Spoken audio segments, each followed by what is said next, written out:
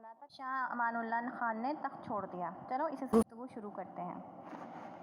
وہ سنا آپ نے امان اللہ خان نے تخت چھوڑ دیا؟ اچھا کب؟ انجینئر صاحب نے پوچھا۔ کچھ دن ہوئے۔ ان کی بغل میں جو صاحب بیٹھے ہوئے تھے بولے کس نے تخت چھوڑ دیا؟ جی امان اللہ خان نے۔ اوفو کہہ کے وہ خاموش ہو گئے۔ کیا ہوا؟ کون تھا؟ ایک صاحب جو ان کے بالکل قریب بیٹھے تھے کہنے لگے۔ جی امان اللہ خان نے تخت چھوڑ دیا۔ اوہ! ان کے سامنے بیٹھے ہوئے صاحب کچھ دیر کے بعد چونک کر بولے یہ کن صاحب کا ذکر ہو رہا ہے؟ جی امان اللہ خان کا۔ انہیں کیا ہوا؟ انہوں نے تخت چھوڑ دیا۔ اچھا بھیا اکیلے اکیلے کیا باتیں ہو رہی ہیں، ہمیں بھی تو بتاؤ، ایک طرف سے آواز آئی۔ جی امان اللہ خان نے تخت چھوڑ دیا۔ اوہ بڑا افسوس ہوا، کون تھے وہ؟ جی بادشاہ تھے۔ کہاں کے؟ افغانستان کے۔ اچھا۔ میرے دہانے بیٹھے ہوئے صاحب یکلخت اچھل پڑے۔ کیا کسی نے تخت چھوڑ دیا؟ جی ہاں۔ کس نے؟ امان اللہ خان نے۔ اوہ امان اللہ خان نے۔ کچھ دیر خاموشی رہی، پھر سامنے کے صوفے پر ایک صاحب ہڑبڑا کر اٹھے۔ یہ کوئی کسی کے کچھ چھوڑنے کا ذکر کر رہا تھا، کیا ہوا؟ جی امان اللہ خان نے تخت چھوڑ دیا۔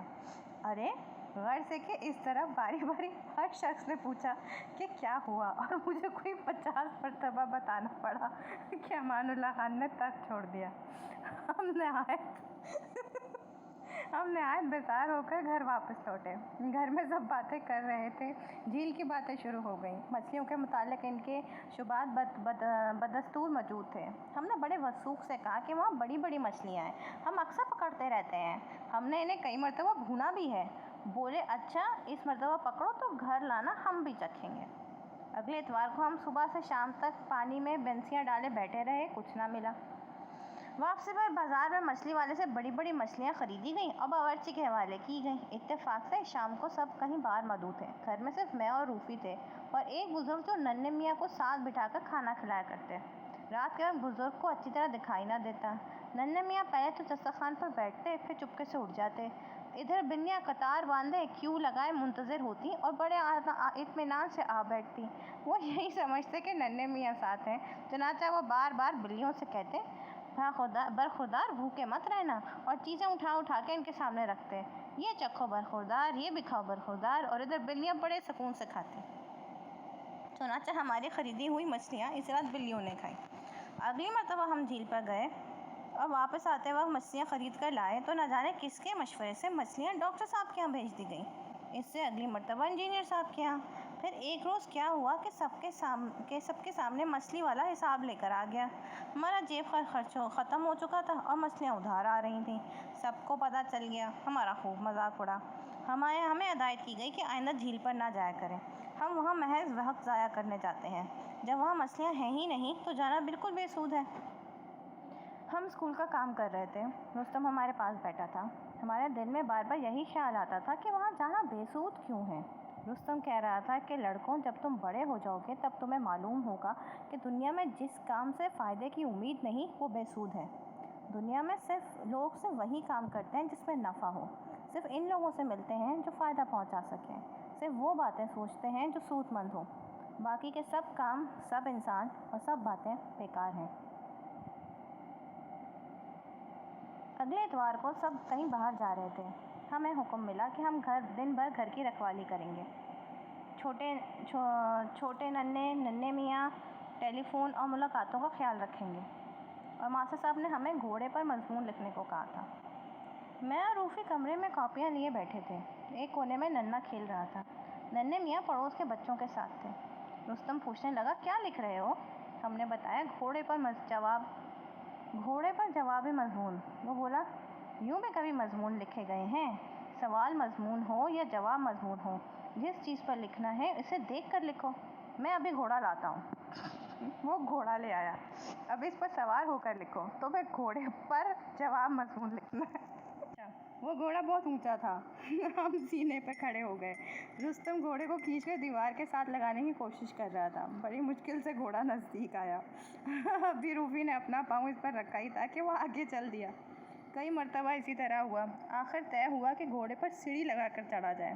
رستم بولا اگر تم دونوں نے اس گھوڑے پر چڑھ کر مضمون لکھا تو دونوں کا مضمون ایک ساتھ اگر تم دونوں نے اس گھوڑے پر چڑھ کر مضمون لکھا تو دونوں کا مضمون ایک سا ہوگا، میں ایک اور گھوڑا لاتا ہوں۔ ہم نے کہا نہیں، یہی کافی ہے۔ بمشکل روفی گھوڑے پر سوار ہوئے۔ وہ اس قدر ڈرے ہوئے تھے کہ رستم کو بھی ساتھ بیٹھنا پڑا۔ میں نے انکار کر دیا۔ دیکھتے ہی دیکھتے گھوڑا بتک کر سرپٹ بھاگا۔ رستم نے 4-5 نہایت اعلیٰ درجے کی نفیس کلہ بازیاں کھائیں اور روفی نے کسی کن مشک نٹ کی طرح تماشا دکھایا۔ کپڑے جھاڑتے ہوئے روفی رستم سے بولے، گھوڑے پر ان 2 سواریوں کا شکریہ۔ 2 سواریاں کیسی؟ میری پہلی اور آخری سواری۔ باورچی کو کہا گیا تھا کہ وہ ننھے کا خیال رکھیں، چنانچہ وہ ہر 10-15 منٹ کے بعد باورچی خانے کی کھڑکی سے سر نکال کر ننھے کی طرف دیکھے بغیر چلاتا تھا، ننھے یوں مت کرو، خبردار ننھے یہ کیا ہے؟ پھر یکایک ننھے کے رونے کی آواز آئی۔ ہم بھاگے بھاگے پہنچے۔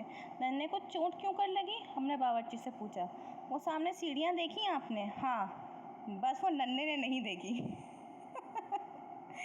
ہم نے اسے چپ کرانے کے بہترین جتن کیے۔ آخر رستم نے مشورہ دیا کہ اسے گائے کا دودھ پلایا جائے۔ باورچی دودھ لایا۔ ہم نے اس سے پوچھا، یہ تازہ تو ہے نا؟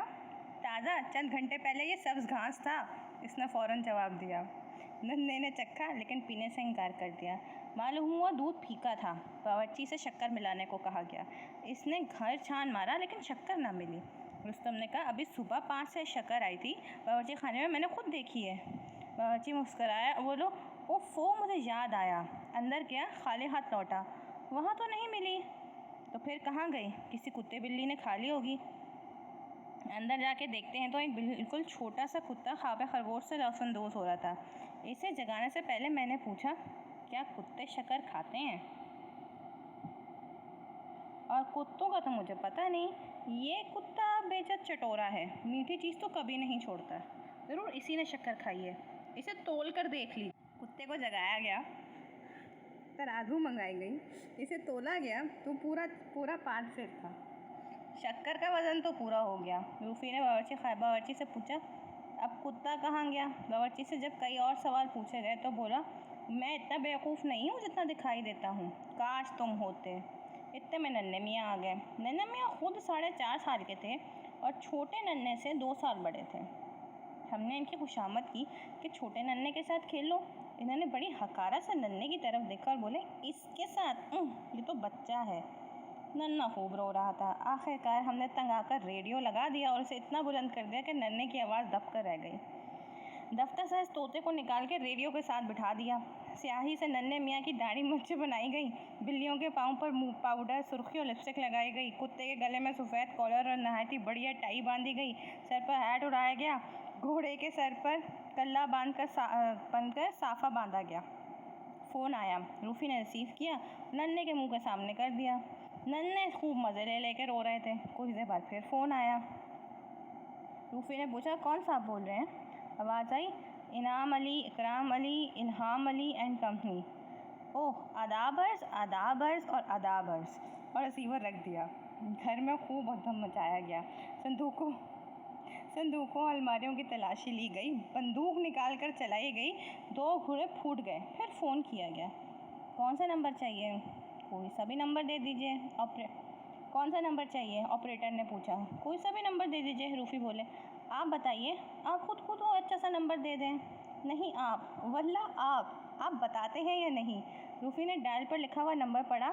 مجھے یہ نمبر چاہیے۔ تو یہ آپ کا نمبر ہے؟ تو پھر میں آپ سے گفتگو کرنا چاہتا ہوں۔ جب شام کو سب آئے تو ہم بڑی سنجیدگی سے سوال نکال رہے تھے۔ ننھا رونے کے شغل سے تنگ آ کر سو چکا تھا۔ ننھے میاں کے متعلق پوچھا گیا کہ وہ کہاں ہیں۔ کچھ دیر میں وہ سب کے سامنے سے گزرے اور وہ کچھ چیزیں چرائے لیے جا رہے تھے۔ منہ سفید کریم سے لیپا ہوا تھا۔ انہیں پکڑا گیا۔ معلوم ہوا آپ نے وینشنگ کریم لگائی ہے اور آپ کا خیال ہے کہ آپ سب کی نگاہوں سے اوجھل ہو چکے ہیں اور آپ کو چوری کرتے ہوئے کوئی نہیں دیکھ سکتا۔ صبح باہر آہٹ ہوئی۔ ہم نے پوچھا، کون ہے؟ باورچی تھا۔ مجھے 6 بجے جگا دینا، روفی بولے۔ 6 تو بج گئے، اس نے بتایا۔ تو مجھے جگا دو۔ ہم باہر نکلے۔ چپکے سے گائے کا موٹا تازہ اور بیل نما بچڑا کھولا۔ اس پر زین کسی گئی۔ ایک سینگ پر سائیکل کا لیمپ لگایا اور دوسرے پر ہارن کی گھنٹی فٹ کی گئی۔ ہم دونوں سوار ہو کر سیر کے لیے نکلے۔ روفی نے دونوں سینگوں کو ایسے پکڑا ہوا تھا جیسے موٹر چلا رہے ہیں۔ लैंप रोशन था, हम हॉर्न भी बजाते और घंटी भी। मास्टर साहब बिल्कुल हमारे पड़ोस में रहते थे। उन्होंने मुर्गियाँ, बतखें, खरगोश और न जाने क्या आला बला पाल रखी थी। रास्ते में तय हुआ कि आज दोपहर को छत पर चढ़कर आईने की मदद से इनके परिंदों और जानवरों पर सूरज की शुआएं फेंकी जाएं। दोपहर को रूफी अंदर से एक बड़ा आईना उठा लाए। हमने शुआएं फेंकी। मुर्गियाँ और बतखें उड़कर सड़क पर चली गईं। कुछ हमारे यहाँ आ गईं। खरगोश अंदर जा छुपे। फिर रूफी के हाथ से आईना फिसला तो चूर चूर हो गया। हमने रुस्तम को बताया। वो बोला, गजब हो गया, ये आईना तो बहुत पुराना था, कई नस्लों से आपके ख़ानदान में चला आ रहा था। हम बहुत डरे। वो बोला, अच्छा, मैं मौका पाके साहब को कह दूंगा कि वो जो आईना नस्लन बाद नस्लन आपके यहाँ चला आता है। हाँ, इसे क्या हुआ? हमने बेसब्री से पूछा। इसे उस नस्ल ने तोड़ दिया है। हम मिन्नतें करने लगे कि किसी को मत बताना, हम दूसरा ख़रीद लाएंगे बिल्कुल ऐसा ही। मुसीबत ये थी कि इन दोनों हम मुफलिस थे। मेरी साइकिल में इतने पंक्चर लगे हुए थे कि साइकिल वाला आजिज़ आ चुका था। आखिरी मर्तबा जब मैं एक और पंक्चर लगवाने गया तो उसने मुझे ट्यूब दिखाई। पंक्चरों पे पंक्चर और इनके ऊपर पंक्चर लगे थे। वो बोला, अब मैं सिर्फ ये कर सकता हूँ कि इस ट्यूब पर एक नई ट्यूब चढ़ा दूँ, बस। उधर रूफी के पास भी कुछ नहीं था। हमने रुस्तम से उधार के लिए कहा। बोला, मुझे तो पड़ोसियों ने कंगाल कर रखा है, सब उधार ले जाते हैं। बाज़ औक़ात जो चीज़ें मैं खुद उधार लाता हूँ वो भी उन्हें उधार दे देता हूँ। मेरी तनख्वाह में मेरे बर्तन, कपड़े, संदूक सब कुछ इनके यहाँ रहता है। इनके यहाँ मेरी इतनी चीज़ें हैं कि अपने घर के मुकाबले में इनके यहाँ मेरा जी ज़्यादा लगता है। यहाँ तक कि एक रोज़ वो मेरे मसनूई दाँत